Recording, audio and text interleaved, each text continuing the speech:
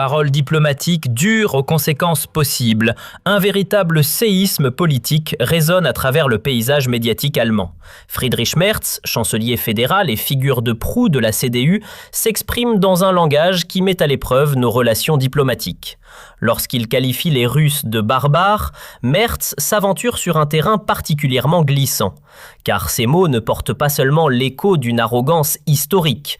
Ils frappent directement au cœur des efforts diplomatiques dont la rupture pourrait exposer l'Allemagne à des vents hostiles. Et tandis qu'il monte sur la scène avec assurance pour prêcher une prétendue clarté, une arrogance soigneusement dissimulée se dévoile peu à peu. Une attitude qui n'empoisonne pas seulement des climats politiques, mais qui entraîne également les citoyens allemands sur un terrain d'incertitude. Car, loin des projecteurs, les tensions continuent de couver. Un pays autrefois reconnu pour sa finesse diplomatique et son sens aigu de la mesure se voit désormais dominé par des déclarations susceptibles de provoquer une réaction explosive à Moscou. La Russie, membre incontestable du cercle des grandes puissances mondiales et acteur majeur influençant les flux énergétiques européens, se retrouve affublée de termes méprisants, précisément à un moment où les stratégies géopolitiques exigent prudence et subtilité. Dans un monde déjà au bord de nouvelles tensions, où la moindre étincelle peut embraser l'ensemble du paysage international, l'histoire nous appelle à la retenue.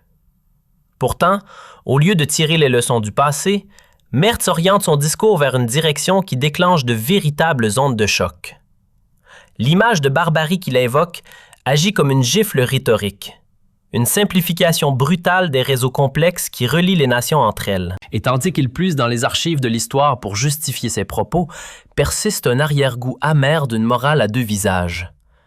Cette vision constitue un jeu dangereux avec des stéréotypes dépassés, ravivant des schémas de pensée rigides enracinés dans une histoire coloniale brutale. C'est précisément cette étroitesse d'esprit qui, aujourd'hui plus que jamais, nous nuit profondément. Le choc politique provoqué par ce discours dépasse largement les frontières de l'Allemagne. De Moscou à Berlin jusqu'à Bruxelles, une tempête d'indignation semble se lever. Les paroles de Merz réveillent ceux qui depuis longtemps se sentent ignorés et lassés de leur rôle autoproclamé de gardiens moraux. Pourtant, ces propos ne resteront pas sans contestation. Ils agissent comme un signal d'alarme pour toute la bureaucratie européenne, désormais contrainte de prendre position. Quelle est réellement la solidité du lien européen si ses membres se permettent de telles paroles blessantes? Interviendront-ils au nom de leur propre mission de paix ou choisiront-ils le silence confortable de l'indifférence? Dans la réalité, loin de l'ivresse de la rhétorique, nous voyons apparaître le prix de telles paroles. Des tensions diplomatiques susceptibles de pousser les sanctions à leur paroxysme, d'ébranler l'équilibre fragile des interdépendances économiques et d'entraîner l'Allemagne vers une forme d'isolement politique. Tandis que les puissants jonglent avec les mots, ce sont les citoyens ordinaires qui en paient la facture. Les prix de l'énergie grimpent, les relations internationales se figent et la grande maison européenne tremble sous le vacarme des confrontations. Ici, il n'y a pas de place pour la vanité ni pour des agressions dissimulées, seulement pour la prudence et la diplomatie. Une question s'impose alors inévitablement. Quelles leçons tirons-nous réellement de l'histoire si nous sommes prêts à répéter ces erreurs? Souvenons-nous de la chute des grands empires, renversés par leur propre arrogance, et du fait que le vent du changement finit toujours par balayer même les orateurs les plus brillants de leurs piédestaux. Ce qui vient ensuite ressemble à une ultime étincelle d'espoir, celle de voir cette position dure être révisée et de faire place à un dialogue guidé par la raison. Mais saurons-nous trouver ce chemin à temps, avant que les décombres d'un désastre politique ne s'abattent au sol? Ou serons-nous, une fois de plus, les témoins d'une histoire qui se répète de manière tragique? N'oublions jamais que l'histoire n'est pas qu'une succession de dates et d'événements. Elle affine notre regard sur le présent et nous permet d'orienter le cours vers un avenir meilleur.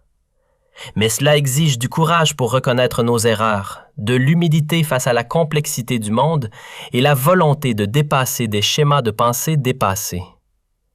Ce n'est qu'à ce prix que le chemin menant de la barbarie à la civilisation pourra être redessiné.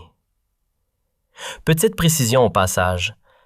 La portée de notre message est actuellement limitée. Si vous jugez ce sujet important, n'hésitez pas à soutenir la diffusion de cette réflexion par un simple like ou un commentaire. Mais c'est précisément là que réside le cœur du problème. Au lieu de rechercher la voie du dialogue, Merz ouvre une brèche qui enfonce davantage le coin entre l'Ouest et l'Est.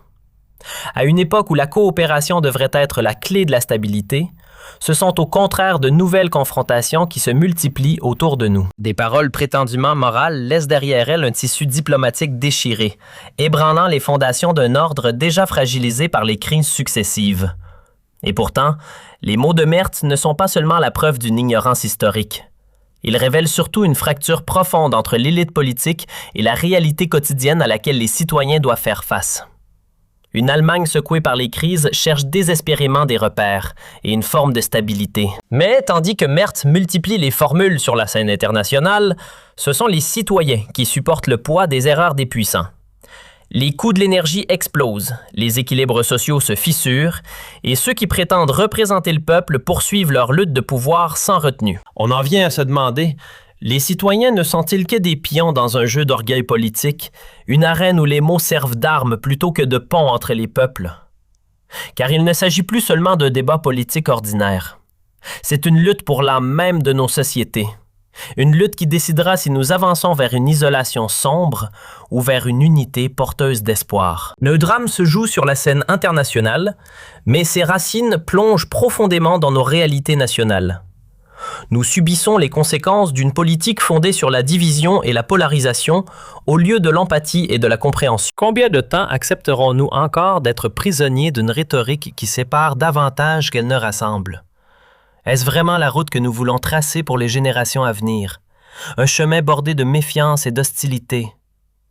C'est un appel à la réflexion qui résonne ici, un avertissement pressant qui nous interpelle. Préférerons-nous l'Armageddon diplomatique ou chercherons-nous la voie du vivre ensemble? Les réponses semblent lointaines, et pourtant elles demeurent proches, au cœur et dans l'esprit de ceux qui aspirent à un monde plus juste. L'histoire nous a laissé ses leçons. Il nous appartient désormais de les entendre et de les appliquer. Nous nous trouvons à un carrefour, et la décision nous revient. Allons-nous continuer à suivre les anciens dogmes ou assumer la responsabilité de bâtir un monde où la solidarité ne soit pas qu'une promesse vide? Serons-nous capables de déposer le poids du passé pour écrire un nouveau récit qui ne désigne plus personne comme barbare? Tandis que nous y réfléchissons, une question demeure. Sommes-nous prêts à briser les chaînes des préjugés et à avancer vers un avenir qui inclut chacun? Un avenir où les mots auront du pouvoir, mais un pouvoir qui rassemble et non qui divise. Mes amis, voici l'instant de vérité. La grande épreuve se profile à l'horizon et il nous appartient de la surmonter. Nous nous trouvons à un tournant où les paroles tranchantes ne peuvent plus servir d'outils politiques efficaces. Les défis mondiaux exigent une véritable diplomatie, et non des hostilités dissimulées derrière des formulations habiles. Le monde est désormais en état d'alerte, et les réactions suscitées par le discours de mars constituent un signal clair. La patience s'épuise.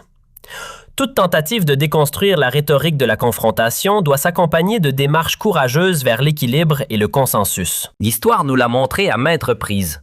La division ne fait qu'élargir des fractures déjà trop profondes.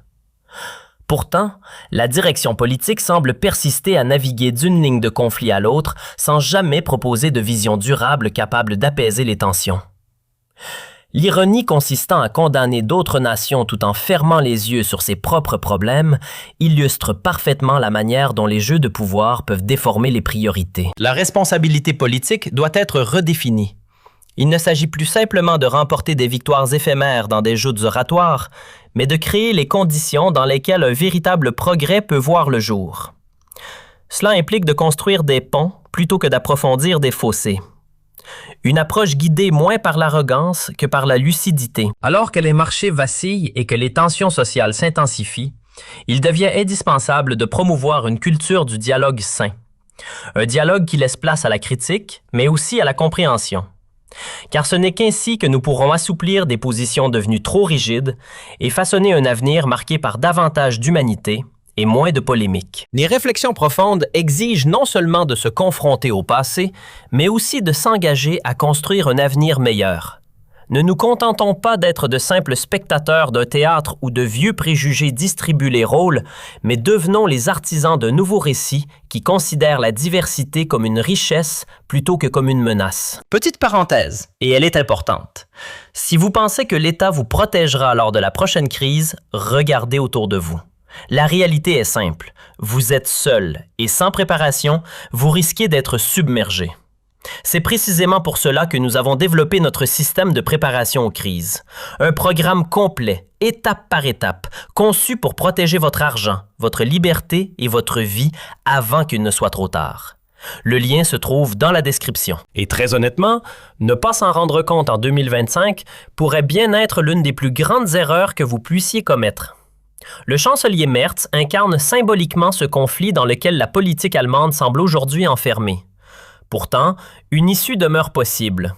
Un changement stratégique de perspective pourrait non seulement réorienter le cap diplomatique, mais aussi ouvrir la voie à un progrès réel dans le débat public. Cela exige de l'intégrité et une vision à long terme.